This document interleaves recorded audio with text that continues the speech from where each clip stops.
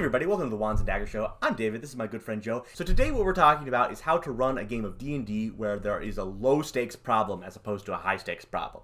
So just give you some classic examples of that. Right now, if you go and you watch a movie, you're going to be seeing a lot of fantasy movies and sci-fi movies.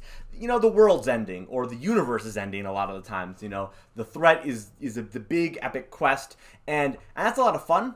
But I think there's a lot of people who are missing out on the opportunity to play a low-stakes game. So that's what we're talking about. So David, how do you get started with a low-stakes campaign? Like, where do you generally want to start off? So the number one thing is you got to figure out why people are going low stakes versus high stakes. You got to get to the root of it, which is just what do the players care about, right?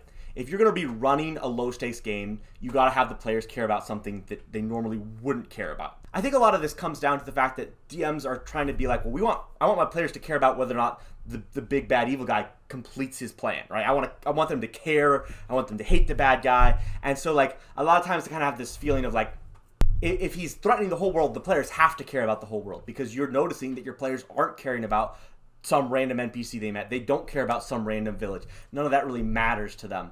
So when the players don't care about small stuff, you kind of find yourself in a position where you don't have the opportunity to run low stakes if your players don't care about little things like that. And so you need to start there with what your players care about. I find that, honestly, the best way to make sure that your players care about something is to talk to your players about what they're going to care about. So you're doing character creation, you're running a campaign, it's session 0, and you sit down and you say, hey guys, we're running a campaign, it's set in this village. All of you have to come up with a reason why your character cares about someone who lives in this village, right? Just a requirement to play in the campaign. And it's not to take away from their opportunity to create a unique character. You can say, hey, well, I have a wife and children who live in this village. But you could also say, like, no, I have a close friend who I met out traveling and they just happened to move to this village. Doesn't matter. Everybody who's playing the campaign comes up with an NPC who lives in this village that they care about.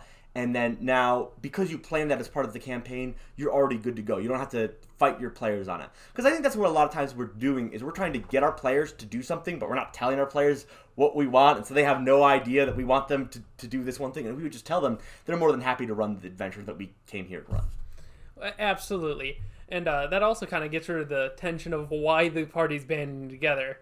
It sounds like a really good way to start off with a newer group of players. They're looking to roleplay, but don't know when to stop role-playing for the sake of the game. So we're starting here. We got our village, right? Maybe everybody cares about somebody in your village. And you can do this in a variety of other ways, too. You could have a ship, perhaps. There was a merchant ship that was sailing from one port to another port, and that ship went missing, and everybody knows somebody who was on that ship. So all the players are trying to find out what happened to the ship. Why? Because they cared about somebody who was on this ship. Once again, because you had the player come up with an NPC that they're supposed to care about. The players, first of all, you're not going to have that horrible moment where like you're like, so-and-so got captured, and the player's like, who's so-and-so, right? Like, because they don't remember Bob. Yeah. Who can remember names? If you have the players come up with an NPC, you can at least be sure that they're going to remember that NPC's name. They're not going to forget who they are. Not to mention, this entire setup makes the players feel really good as their NPCs are being name-dropped and being brought to life. Absolutely. Now, and I will say, there are some players I've met who, when you give them the opportunity to create a part of your world or create a part of a setting you're running in, they don't want to do that. That doesn't sound like fun to them at all. There's some uncreative people. And I find what's best is you still want them to be involved in that process. There's still a lot of benefits to be gained. So, like, maybe you need to, as a DM, sit down with that player and just talk to them for, like, maybe half an hour and walk through that process with them. I've had a player who had a really hard time being creative, but she wanted to be creative because she had more fun when she was. So we would sit down and I would say, okay, your character could go here, here, or here. Here are the 3 options available. What do you think she would do? And you sit down and you walk through that to them. If you're coming up with an NPC for one of your players and they have a hard time doing that, sit down and do it together. But because they're still part of the process, maybe you come up with the names for them, but you write down 5 names and they pick the one they like. You're still helping them through the process. They're still the creator, and they feel like they're the author of it. Absolutely. There's also kind of the reverse. You can still get creative people, but they're afraid to build something in your world because they're afraid it's going to clash with thoughts and ideas that you've set forward. Even if you stop something like that would be terrible for the world, they're afraid to put something in. I know I have a problem doing that. Even though I've had a different DM that I was with, that was all for me and loved everything I created and started putting in his world, but I felt so uneasy about making everything in a world because it's like, well, this is your world. So once we've gotten to this point where the players have already created something that's part of that, now we're at the point where we're trying to run a low-stakes game, and we've got a premise. We've got something that maybe the players care about. And like I said, there's a couple of other ways that you could do this. I'm sure that you can come up with some of them yourselves. But we're trying to actually run the low-stakes game. So the next thing that we got to figure out is like how we're going to keep the games low stakes once we got the premise. Well, we got the premise. We got to have a big bad evil guy who's not really that big or bad, right? He's just kind of a low-level thug. But the only thing that he's really putting in danger is the immediate problem, right? So if we're going back to our original village, maybe there's someone who's just trying to take over the village, and no one really knows who he is. It's this guy shrouded in mystery, but there's someone working to the detriment of the villagers. And if he takes over, maybe all that's going to happen is that for the villagers, their life's quality is going to go down, right? Maybe if he rises to power, right, a few people will die, but it's not like global destruction. It's just the destruction of this one particular village. A lot of times we're trying to like write plot twists and stuff and all this crazy stuff that's going to happen, and it's just like, you go here and you find out that this person's really working for this person, and then this secret organization's all involved, and that's a lot of fun, and that connects it to a larger world. But like the thing about a low stakes campaign is you can make it a lot more simple, and you'll find that your players are going to actually like know what's going on. You're going to have less of your players going, wait, why are we here in the first place, right? If you establish early on, there's an evil guy, he wants to take over the village, destroy it so he can dig it up and find something he's looking for. And you don't want that to happen because you care about the village. You establish that early on, and that's the same premise that explains the entire rest of the adventure. You don't constantly have your players going like, why do we sail over the ocean to this island anyways? I can't remember, because there's not like 15 different plot twists that happened between the start of the campaign and now.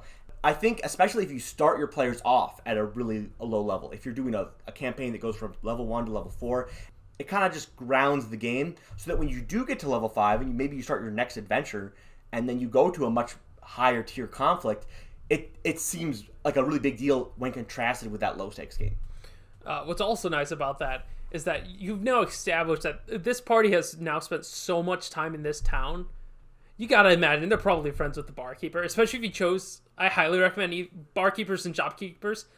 Put extra time to make those two NPCs interesting, because those will be the ones that they constantly go to, and making those really interesting characters to make them want to go back there can make a really fun, high-level, low-stakes.